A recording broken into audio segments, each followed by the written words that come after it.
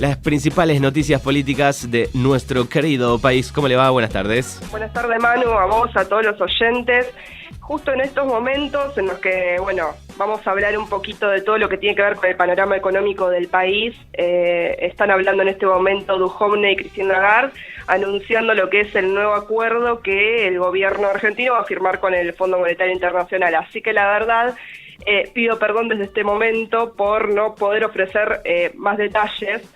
Y quizás mañana podríamos retomar un poquito lo que es el análisis del nuevo acuerdo, pero bueno, por el momento vamos a hablar de lo que es que, el nuevo acuerdo con el FMI tiene que ver con un nuevo desembolso, es un nuevo acuerdo, y hay que destacar esto de nuevo acuerdo, ¿no? Porque justamente el acuerdo anterior que se firmó en junio de 50.000 millones de dólares se cierra así con este nuevo acuerdo y se abre otro nuevo en el que el desembolso va a estar rondando.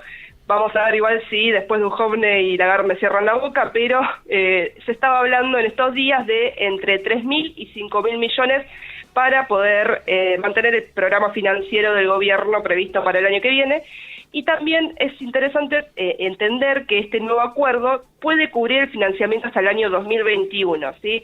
Ya tenemos igualmente bien en claro que lo que tiene que ver con el acuerdo, el nuevo acuerdo con el Fondo Monetario Internacional y también el primer acuerdo desde junio, es que las previsiones del gobierno para poder cumplir ese acuerdo no siempre son las mejores, o por lo menos las que se terminan cumpliendo en la realidad, ¿no?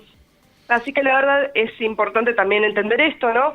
Y sobre todo, ya yéndonos un poco más a lo que es el equipo económico del gobierno, sabemos que hubo cambios dentro de lo que es la titularidad del Banco Central. Christine Lagarde, la titular del FMI, se manifestó muy contenta con la nueva designación del presidente del Banco Central, que es Guido Sandleris.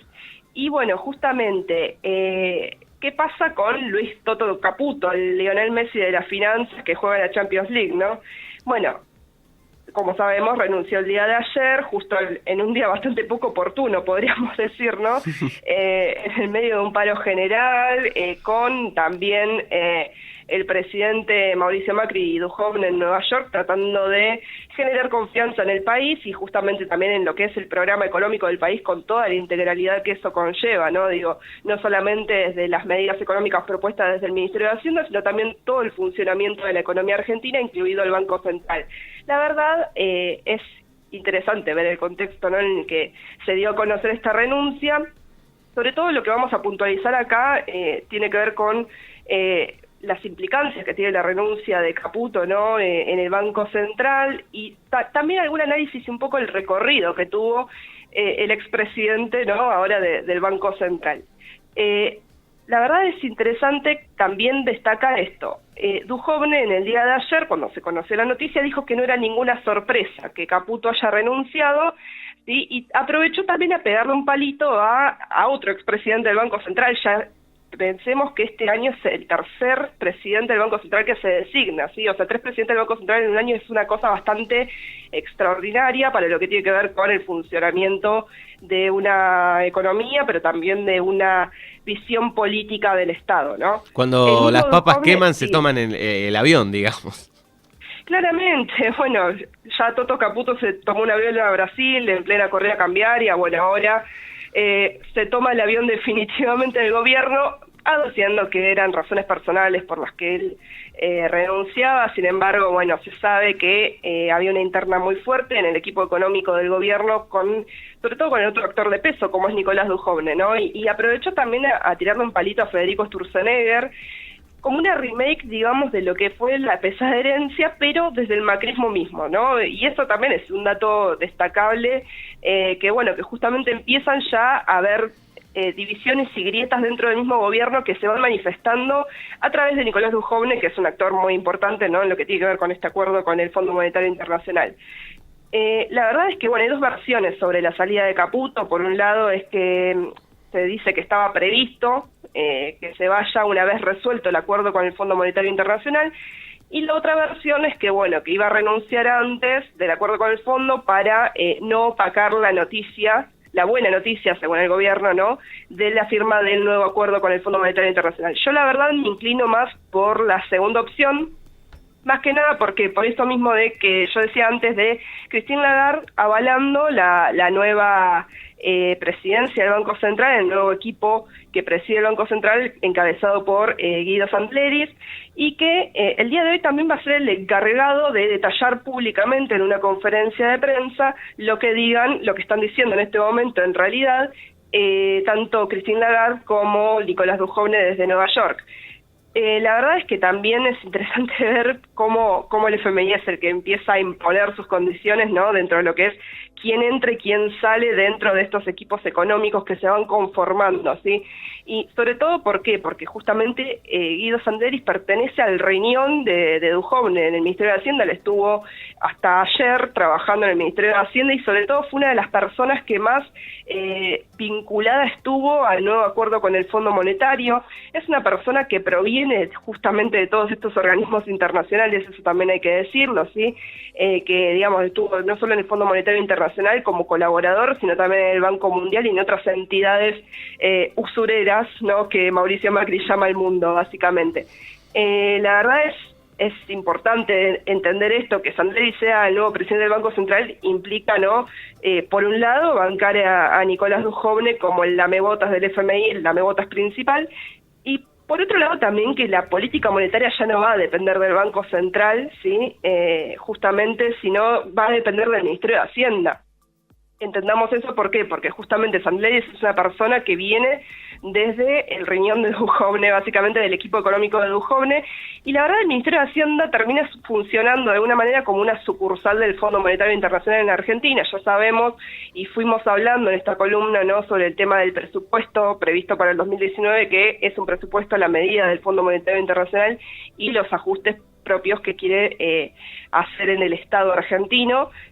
Así que la verdad es que se conservan básicamente las formalidades con los nombres, ¿no? Son ya, diría, unos eufemismos, decir que el Banco Central es una entidad que supuestamente es independiente, ya no lo es más, ¿no? Ya hace rato dejó de serlo, en realidad, siempre va a estar en línea con lo que dictamina el Poder Ejecutivo, en este caso, y la verdad es que podríamos decir que somos una colonia financiera en algún punto, ¿no? Respecto también a la gestión de Caputo en el Banco Central, la verdad fue una gestión bastante rápida, ¿sí? Hoy justamente decía que, bueno, es el tercer presidente del Banco Central que va a haber en el año, incluyendo, ¿no?, a Guido Santleris, y justamente estuvo 3 meses solamente en el Caputo en el Banco Central, y la verdad es que no tuvo demasiadas diferencias con su predecesor, con Federico Sturzenegger. Por ejemplo, se rifó las reservas del Banco Central, ¿sí? Un dato importante sobre el tema de las reservas, que la verdad es central para entender un poco más cómo está funcionando nuestra economía y sobre todo la capacidad de pagar los intereses de deuda que ya tienen un porcentaje muy importante de lo que es nuestro Producto Bruto Interno, y sobre todo es relevante ¿para qué? Para no caer en default, es decir, en cesación de pagos de los intereses de deuda, ¿no?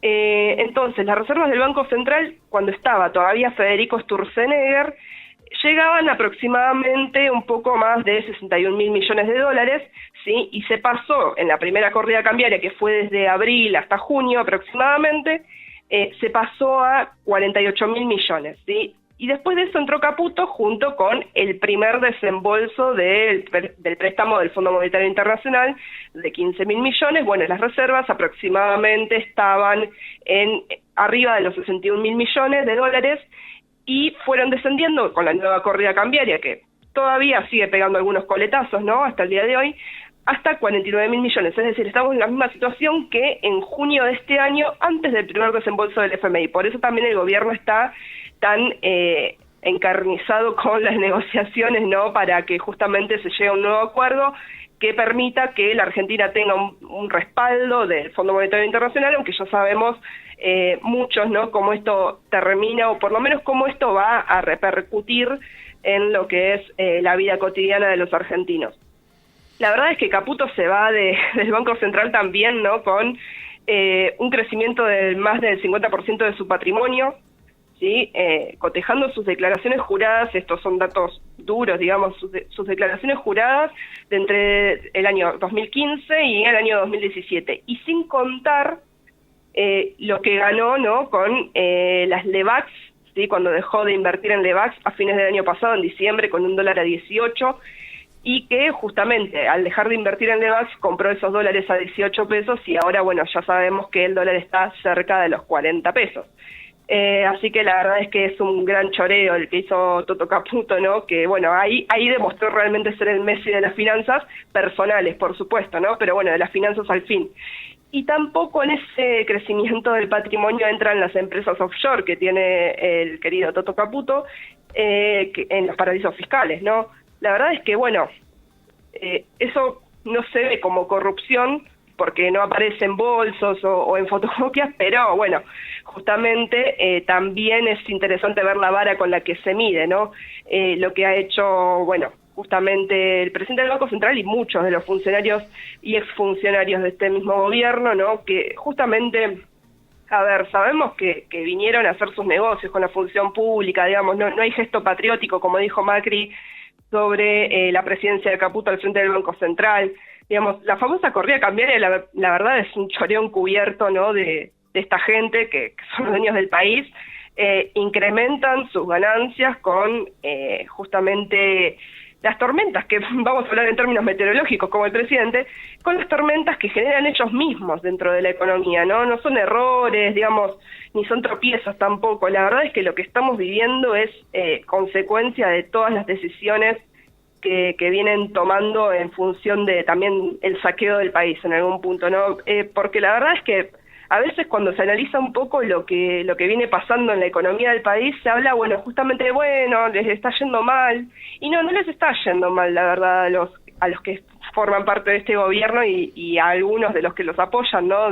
Dentro de lo que es la clase terrateniente argentina y la clase alta argentina, a los que les está yendo mal es a nosotros, digamos. Entonces no es que al gobierno le salen mal las cosas y ya, ¿sí? No es inoperancia, sino que es una decisión profundamente política de justamente tender al saqueo y sobre todo de también ir al Fondo Monetario Internacional a pedir ayuda. La verdad es la realidad lo que pasa, ¿no?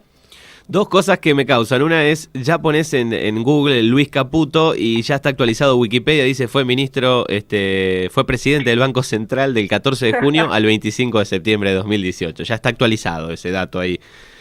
Y después, muy bien Wikipedia. Muy bien Wikipedia, alguien que reformó ahí. Y la otra es, la parte economista del New York Times tituló en la tapa, la parte financiera, ¿no? Dice, Argentina agrava su crisis. Sí, también el Financial Times, que bueno, justamente viene teniendo esta etapa, en su propia etapa, pone el agravante de la crisis argentina y sobre todo destaca lo del presupuesto austero, que es súper importante, digo, en los medios del mundo, y hablamos del mundo real, no el mundo del mercado y de las finanzas, como postula el gobierno, ¿no? Porque digo, básicamente ese es el mundo para ellos.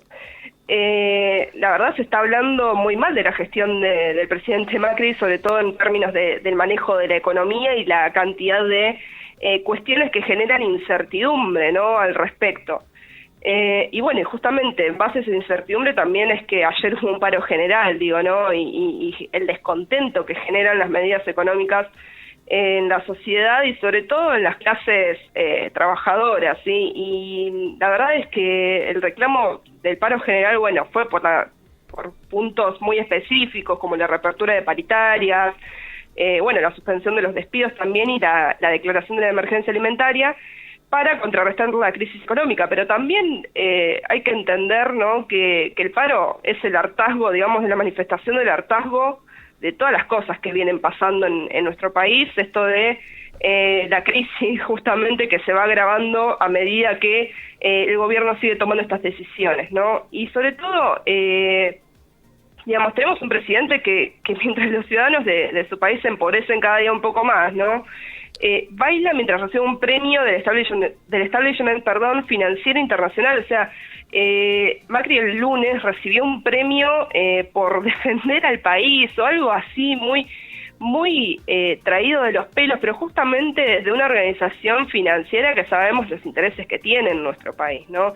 Entonces, que el presidente nuestro sea premiado en Estados Unidos, pero también sea una persona que acá tiene profundos reclamos de distintos sectores de la economía, y que, digamos, no les presta atención y se los desestime incluso, la verdad da bronca el cinismo que tiene, no solo el presidente, sino, digamos, todo su equipo de gobierno, ¿no? También, digamos, pasan un montón de cosas en las variables económicas, esto que decía hoy también de la fuga de capitales, ¿no? La verdad es terrible, es moneda corriente en nuestro país, y lamentablemente esa fuga de capitales que está propiciando el gobierno la vamos a tener que pagar nosotros y las generaciones subsiguientes, digamos, ¿no? Justamente se paga 1.100.000 millones de pesos por minuto de intereses de deuda, no es un dato simplemente con mucho número que no se va a entender, sino que la verdad es una deuda monstruosa. Y tal vez ahora sea más porque acordaron un nuevo préstamo, ya dice el título, de 7.000 millones de dólares. 7.000 millones, bien. Bueno, perfecto. Un poquito más arriba de las esperanzas del gabinete económico, del equipo de la delegación argentina que viajó a Nueva York a firmar el nuevo acuerdo. La verdad es que dentro de todo es esperanzador para el gobierno, ¿sí? No para nosotros, que vamos a tener que seguir pagando los platos rotos. Bueno, y además del paro, digamos, no hay, por lo menos ya desde el gobierno anunciaron que no va a haber una convocatoria para la CGT, ¿no? Después del paro de ayer, no hay vistas de acuerdo. La verdad es que no hay vistas de ningún tipo de acuerdo, justamente lo que venía diciendo, y sobre todo estos discursos que andan circulando respecto al paro. Digo, ayer en las redes y también en distintos lugares se pudo apreciar, ¿no?, algunas repercusiones, algunas sensaciones respecto al paro general, dentro del propio gobierno, pero también de los sectores afines al gobierno, ¿no? Esto de que al país se lo saca adelante laburando, con sílabas, ¿no?, porque es fantástico eso,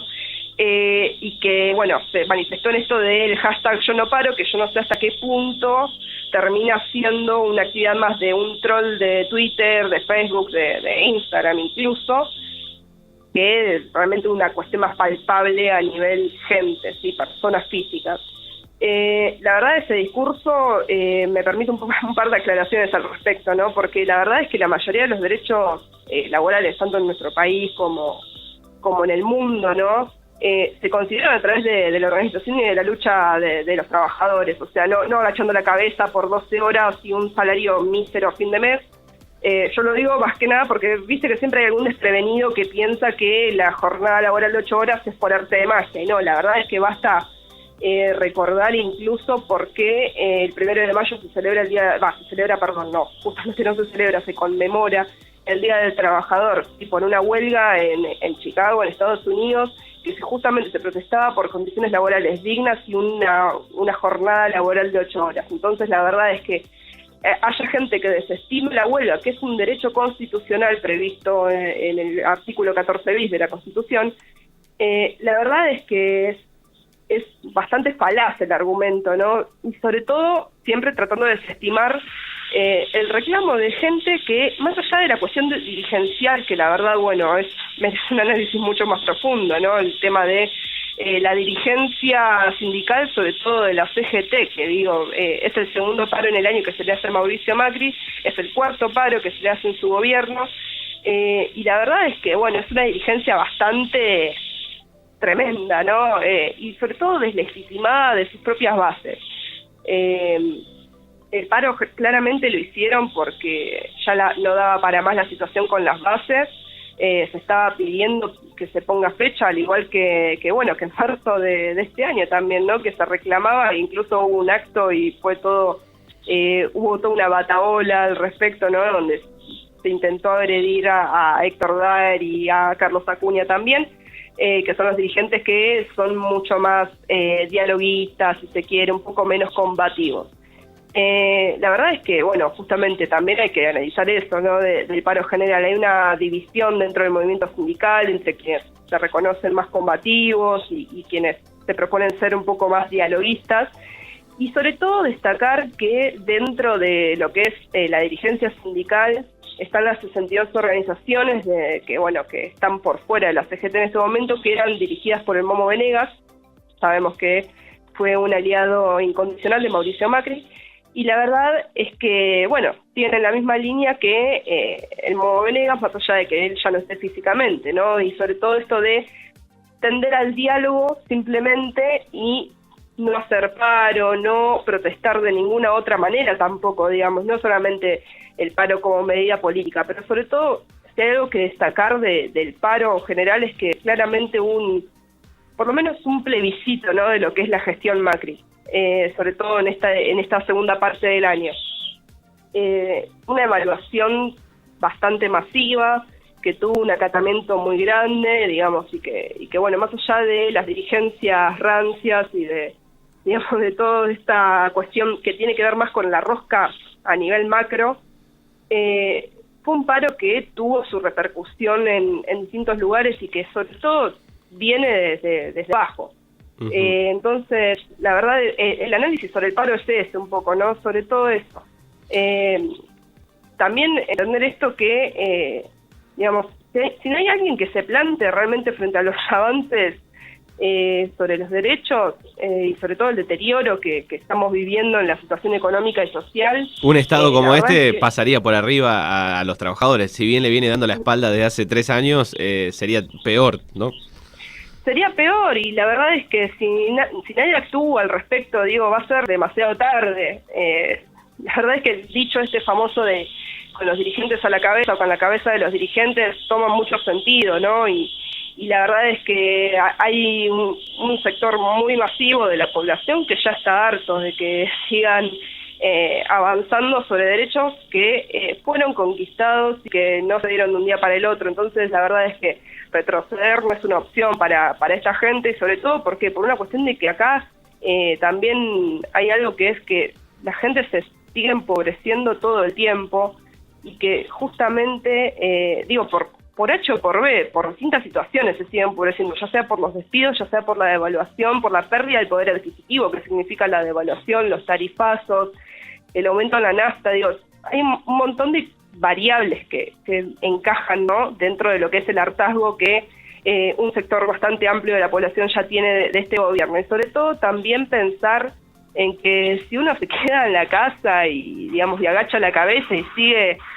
calladito y en silencio, la verdad es que no hay mucha opción de por lo menos que no te avancen a vos mismo y a lo que vos tenés, ¿no? Entonces, la verdad es interesante verlo como fenómeno político. Además, creo yo, digo, más allá de lo que suceda el año que viene en las elecciones, venga el gobierno que venga, va a tener un arduo trabajo, ¿no? Con la deuda, si no es el mismo modelo, le va a llevar un tiempo, ¿no? Acomodarse, mantener. Sí, claramente, en la pesada herencia ahí sí que va a ser real, que va a ser un hecho que va a condicionar el próximo gobierno, sin dudas.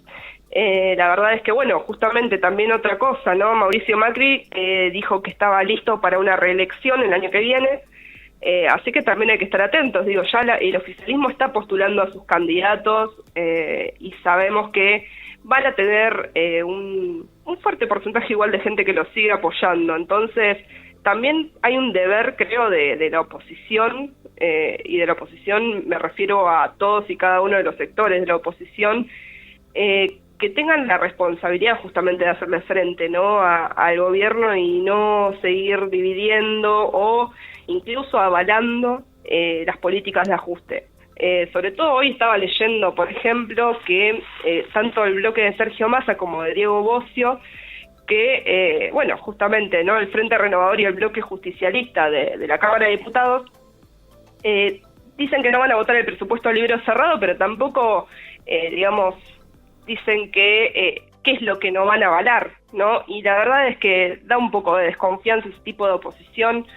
Y acá, digamos, también hay que ver un tema de cómo se reconfigura el peronismo sobre todo, y en esto de los sindicatos también me refiero al peronismo electoralmente, ¿no? Cuando hablaba hoy de las divisiones dentro de los dialoguistas y también de los más combativos. La verdad es que es interesante ver cómo se termina armando la oposición, y la verdad es que se tienen que poner los pantalones largos y tratar de salir a hacerle frente electoralmente al gobierno, sabiendo que va a ser un panorama bastante complejo, pero que también tiene un componente muy importante, que es esto que venía diciendo antes del hartazgo social, sobre todo, ¿no? De algunas de las medidas han tocado sectores vulnerables, pero también han tocado a la clase media en muchos casos.